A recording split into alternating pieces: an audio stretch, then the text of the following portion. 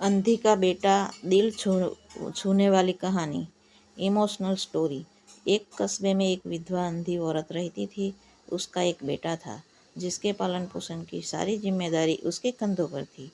वह अपने बेटे को पढ़ा लिखा कर एक बहुत बड़ा आदमी बनाना चाहती थी, इसलिए उसने उसका दाखिला कस्बे के सबसे अच्छे स्कूल में किया।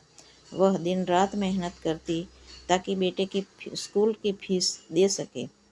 लड़के के स्कूल के बच्चे उसकी माँ के बारे में सब जानते थे।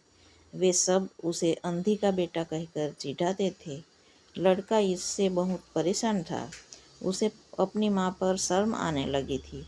वह उसके साथ नहीं कभी आने जाने के लिए कतराने लगा था। जब लड़का बड़ा हुआ तो उसकी शहर में अच्छी नौकरी लग गई। उसने अपनी माँ से वादा किया कि शहर में मकान लेकर वह उसे लेने के लिए आएगा, लेकिन वह शहर गया तो फिर लौट कर वापस नहीं आया।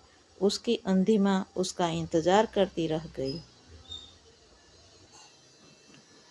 कई महीने बीत गए, लड़के की कोई खबर नहीं आई। अंधी एक दिन उससे नहीं रहा गया और वह बेटे से मिलने शहर पहुंच गई। पूछते पूछते वह बेटे के ऑफिस पहुंची। वहां सिक्योरिटी गार्ड ने उसे रोक दिया। अंधी औरत ने गार्ड को अपने बेटे का नाम बताया और बोली कि उसने जाकर कह दो कि गांव से कोई मिलने आया है। गार्ड ने जाकर उसके बेटे को बताया। बेटे ने ऑफिस की खिड़की से देखा तो उसे अपनी माँ गेट के बाहर खड़ी नजर आई। वह ऑफिस में सबसे सामने अपनी माँ की वजह से शर्मिंदा नहीं होना चाहता था। उसने कहला दिया कि वह ऑफिस में आज नहीं आए हैं।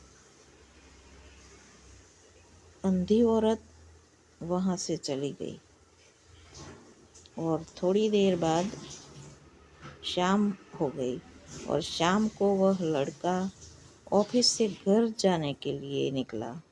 रास्ते में एक जगह काफ़ी भीड़ जमा थी।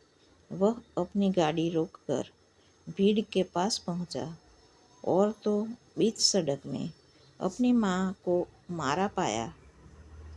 उसके हाथ में एक चिट्ठी थी जिसमें लिखा था,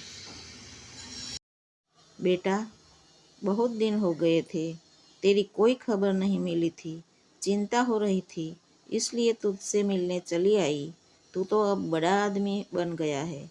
तुझसे मिलना अब शायद मुझ गरीब की किस्मत में नहीं है, लेकिन मैं बहुत खुश हूँ। तेरे लिए तूने अपना ही नहीं मेरा सपना भी पूरा किया। मलाल है कि तेरी तकदीर देख नहीं सकती।